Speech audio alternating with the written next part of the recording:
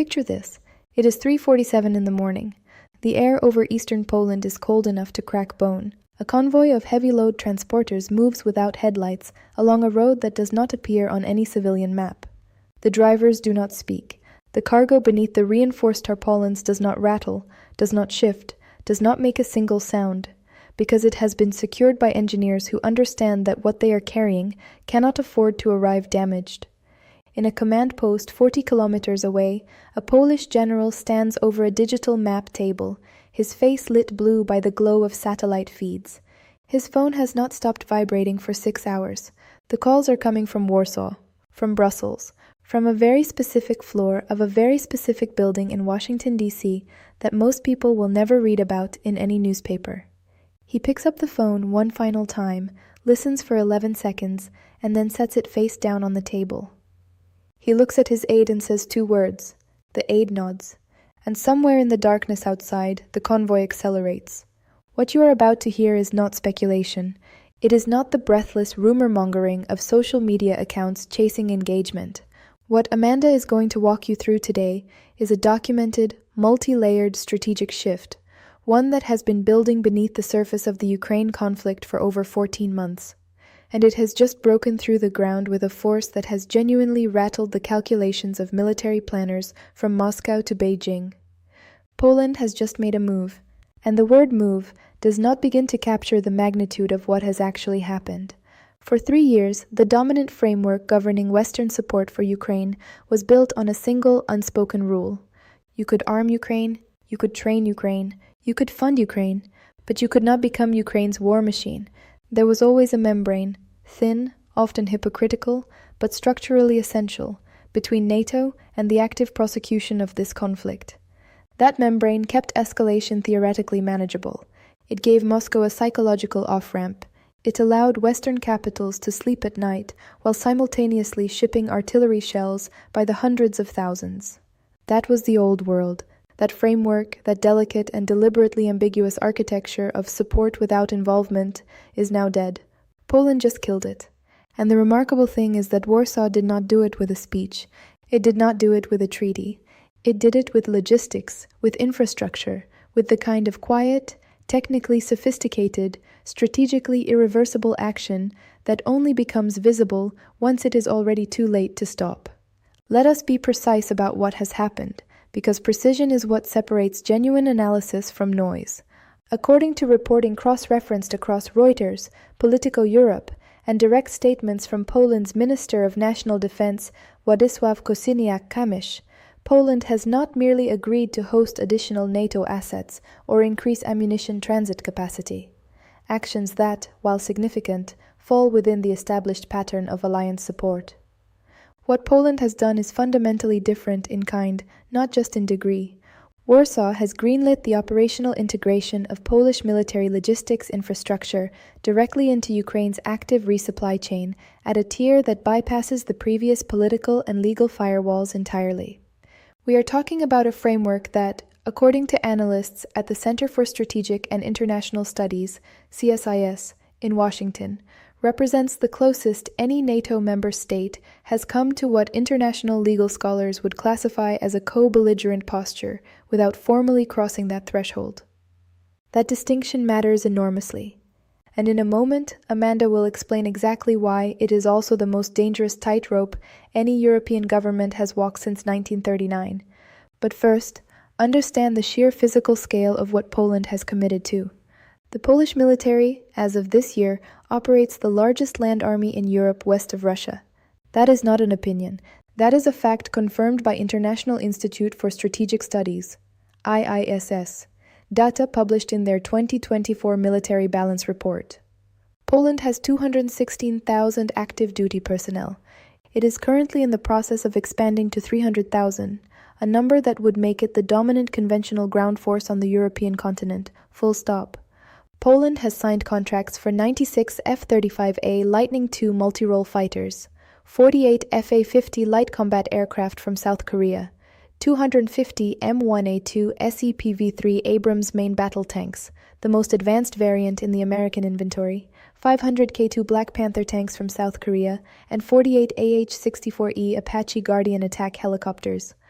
Warsaw has committed to spending 4% of its GDP on defense in 2024.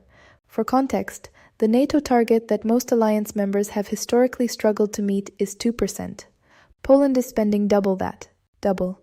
This is not a country preparing to spectate.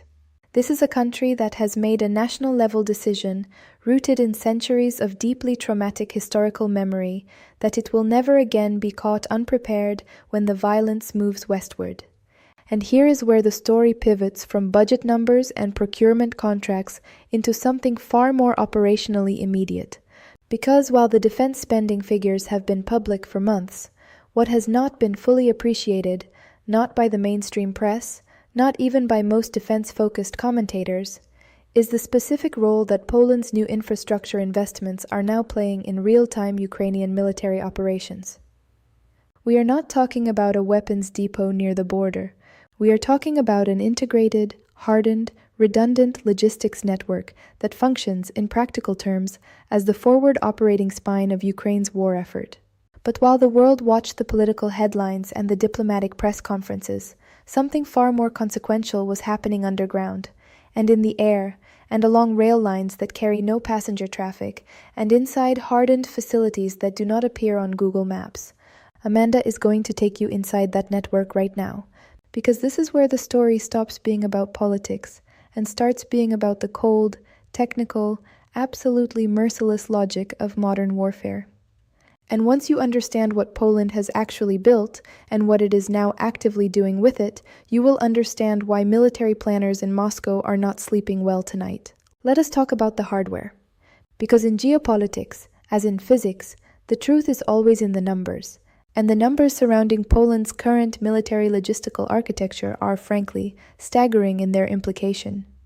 The facility that has drawn the most classified attention and the least mainstream coverage is the expanded logistics hub operating in conjunction with the Rzeszów-Jasionka airport complex in southeastern Poland. Rzeszów has been called, by people who understand what they are looking at, the most strategically important piece of real estate in Europe right now. It sits approximately 100 kilometers from the Ukrainian border. It has a runway capable of handling the C-17 Globemaster III, the workhorse of American strategic airlift, which can carry 77,500 kilograms of cargo per flight.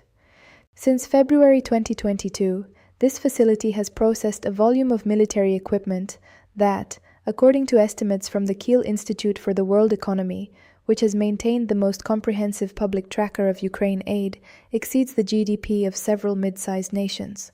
But what has changed in recent months is not the volume, it is the integration. What was previously a transit point, equipment arrives, equipment is logged, equipment crosses the border, has been transformed into something operationally far more sophisticated. Polish military engineers and NATO technical advisors have built a system in which Ukrainian battlefield requirements are fed in real time into a demand planning algorithm that automatically triggers resupply sequences from pre-positioned stocks inside Polish territory. The latency between a Ukrainian brigade commander identifying a critical ammunition shortage at the front and the initiation of a resupply convoy has been reduced, according to sources cited by Defense News, to under 6 hours in optimal conditions. 6 hours, in a high-intensity conventional conflict where artillery ammunition consumption rates can reach 10,000 rounds per day for a single axis of advance. That kind of logistical responsiveness is not a support function. It is a combat multiplier. It changes what Ukrainian commanders can plan for. It changes what risks they can accept. It changes the entire calculus of offensive and defensive operations along a 1,000-kilometer front line. Now let us go deeper, because the ammunition question is where Poland's move becomes truly irreversible in its strategic significance. Europe is in the middle of an artillery shell crisis that has been documented extensively by analysts at RAND Corporation and the Royal United Services Institute, RUSI, in London. The standard 155mm artillery round, the backbone of NATO-compatible howitzer systems like the M777, the Krab, and the Caesar, was being consumed by Ukrainian forces at a rate that outpaced Western production capacity by a factor of approximately 5-1 at the peak of the Bakhmut and Avdiivka campaigns. The entire Western alliance was struggling to keep pace, and yet Poland found a solution that no one else had fully committed to implementing. Warsaw did not simply purchase more shells, it rebuilt its own domestic production infrastructure from the ground up simultaneously. The Mesko Arms Factory, Poland's primary ammunition manufacturer, a facility with roots going back to 1922, has undergone a capital investment and capacity expansion program that, according to Polish government procurement disclosures, will triple its 155mm shell output by the end of 2025. Triple. And critically, Poland has structured its production contracts such that a defined percentage of output is contractually pre-allocated to Ukrainian requirements before Polish military stockpile needs are even calculated. Read that sentence again. Poland is prioritizing Ukrainian ammunition supply in its own production planning. That is not the behavior of a country that views itself as a bystander. That is the behavior of a country that has made a strategic determination that Ukrainian battlefield success and Polish national security are, at this point, functionally identical objectives. They believed the old framework of arm's-length support was sustainable. They were wrong, and the price of that miscalculation is being paid right now in rubles, in territory, and in the irreversible erosion of a strategic buffer that Moscow spent decades constructing. Here is what that error actually cost, and why it cannot be undone. The Russian military's planning assumptions for this conflict, as reconstructed by Western intelligence analysts, including assessments leaked to and reported by the Washington Post, and cross-referenced with think tank analysis from the Carnegie Endowment for International Peace, rested on a foundational premise that Western political will would erode faster than Russian military capacity. That NATO solidarity was performative, that economic pressure, energy leverage, and the grinding psychological weight of a prolonged conflict would fracture the alliance's support for Kiev within 18 to 24 months. Those assumptions have not merely proven incorrect, they have been systematically, almost surgically dismantled, and Poland has been the scalpel. Every time the political will in Washington wavered, and it did waver dramatically, during the prolonged congressional standoff over the supplemental Ukraine aid package that froze American assistance for nearly 6 months, Poland stepped into the gap. Every time Berlin hesitated, and Germany's hesitation on everything from Leopard tanks to Taurus cruise missiles has been one of the defining frustrations of this conflict for Ukrainian planners, Poland acted unilaterally and without apology. Warsaw has developed, in effect, a strategic doctrine of preemptive commitment. The logic is simple and brutal. If you wait for consensus, you wait too long. If you move first, you set the terms. And now we arrive at the element of this story that the mainstream coverage has almost entirely missed, because what Poland has done with its logistics infrastructure and its ammunition production is significant. But what Poland has done with its training architecture is, arguably, even more consequential for the long-term trajectory of this conflict. The Polish military has been running what defense analysts at the International Institute for Strategic Studies describe as the largest accelerated combined arms training program in Europe since the Cold War. Ukrainian soldiers, not in the hundreds, not in the low thousands, but in numbers that Polish officials have described in parliamentary testimony as exceeding 30,000 personnel, have cycled through Polish training facilities in the past 18 months alone. These are not basic infantry courses. Polish trainers, many of whom are themselves veterans of NATO operations in Afghanistan and Iraq, are running brigade-level combined arms integration exercises. They are teaching Ukrainian officers how to synchronize armor, artillery, electronic warfare, and drone operations in a contemporary high-intensity environment. They are using Polish military terrain that closely replicates the topography of eastern Ukraine. And critically, this is the detail that almost no outlet has reported with the seriousness it deserves.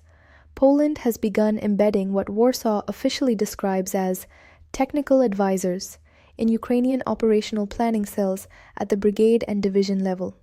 While the President of Poland spoke publicly of solidarity and partnership in carefully measured diplomatic language, a very different conversation was happening in a secure facility outside Warsaw, one that involved maps, timelines, and a specific proposal that, if it becomes operational reality, will represent the single most significant escalation in NATO's relationship with this conflict since it began.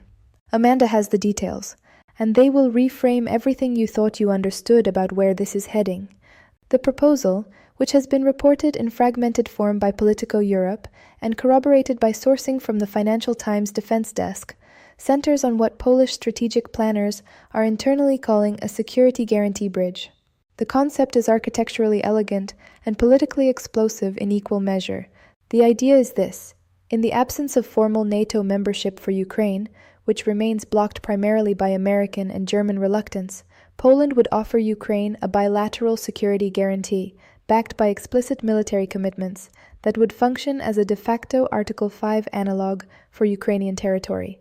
Not for all of Ukraine, specifically for a defined western zone, roughly the territory west of the Dnipro River, that Poland would commit to treating as a defense perimeter under any escalation scenario. The implications of this, if formalized, are almost impossible to overstate. It would mean that any Russian kinetic action against that defined zone would trigger an automatic Polish military response. And a Polish military response, under the terms of the NATO treaty, would invoke Article 5 for the entire alliance. In other words, Poland would be constructing a legal and military architecture that achieves, through bilateral commitment, the very thing that NATO as a whole has been too politically paralyzed to offer directly. It is a flanking maneuver, not on a battlefield, on the entire international legal framework governing this conflict. There were only 90 minutes left in the emergency session of Poland's National Security Council when the final vote was cast. The room was not large. The decision made inside it was, and what was agreed upon in that room, behind doors that were not open to journalists, behind a classification level that has kept the specifics out of every major newspaper on the planet, is now being implemented in real time, in the darkness, along roads that carry no civilian traffic, inside facilities that absorb satellite imagery without reflecting anything useful back. Amanda is going to tell you what the three possible futures look like from this point forward, because the decision has been made. The architecture is being built, and the question is no longer whether this changes everything.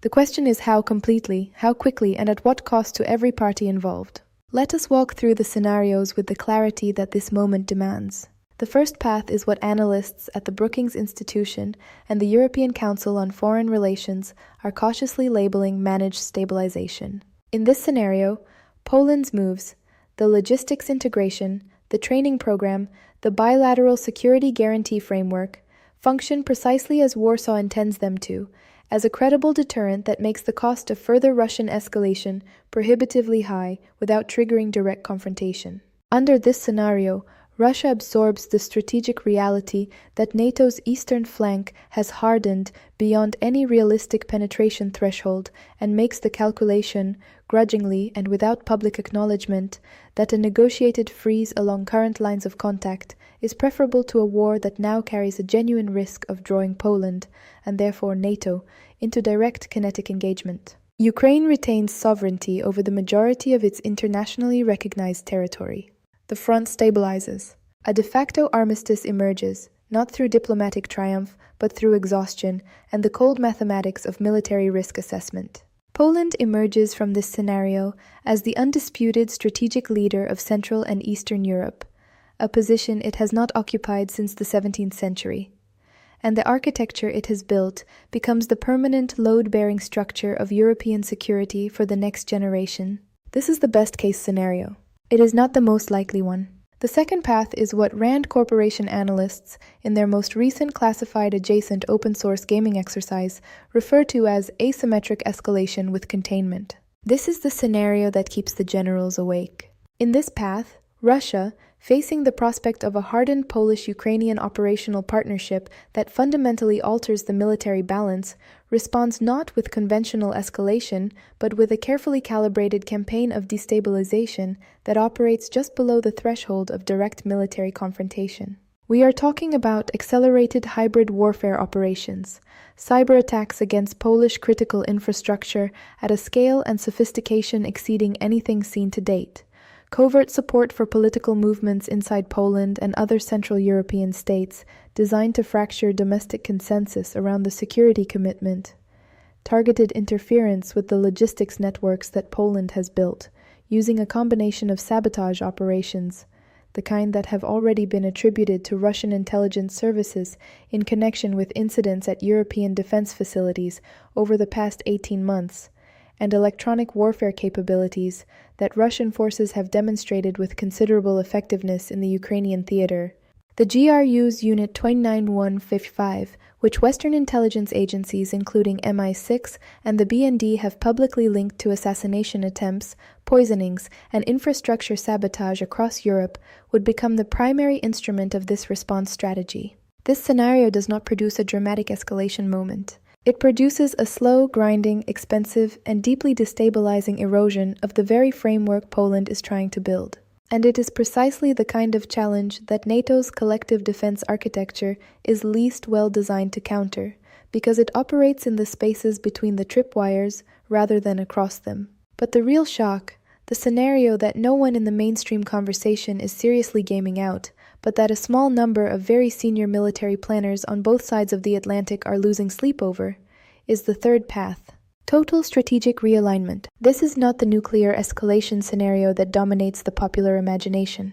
This is something in some ways more destabilizing, because it is more plausible and more irreversible. In this scenario, Poland's bilateral security guarantee framework triggers a cascade of similar commitments from other Central and Eastern European states, the Baltic nations, Romania, potentially Finland, creating a web of overlapping bilateral defense commitments that effectively subdivides NATO into a two-tier alliance, a hardened Eastern core that is operationally committed to Ukrainian security, and a softer Western periphery that remains politically hesitant. This fracture, once visible, becomes self-reinforcing.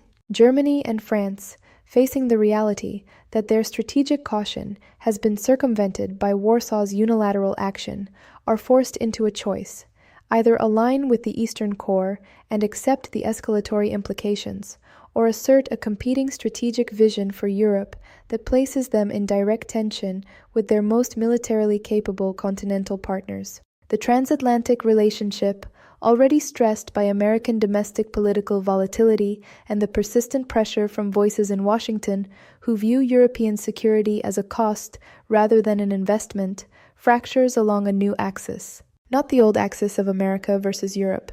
A new axis, committed versus cautious. And in that fracture, the entire post-1945 security architecture, the one that has kept great power war off the European continent for 80 years, begins to show cracks that no amount of diplomatic summit communiques can paper over. Moreover, consider what this means for the technology dimension of this conflict, because Poland's move is not purely about boots, shells, and bilateral treaties. It is also about electronic warfare, about drone integration, about the specific technical capabilities that are now flowing through the Polish logistics architecture into Ukrainian hands at a pace and a sophistication level that represents a genuine qualitative leap. The Polish military has been one of the earliest and most aggressive adopters of loitering munitions technology within the NATO alliance.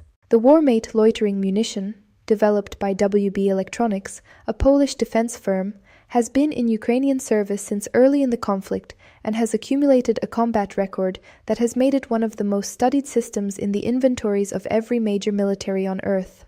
But what is now moving through the Polish pipeline goes considerably beyond the Warmate. According to reporting from Defense One and cross-referenced with procurement disclosures from the Polish Armament Agency, Warsaw has facilitated the transfer of electronic warfare suppression systems capable of defeating the Russian Krasuka-4 ground-based electronic warfare complex, a system that operates in the 818 GHz frequency range and has been used to degrade Ukrainian drone and radar operations across multiple front sectors. The ability to suppress the Krasuka-4 is not a marginal tactical improvement.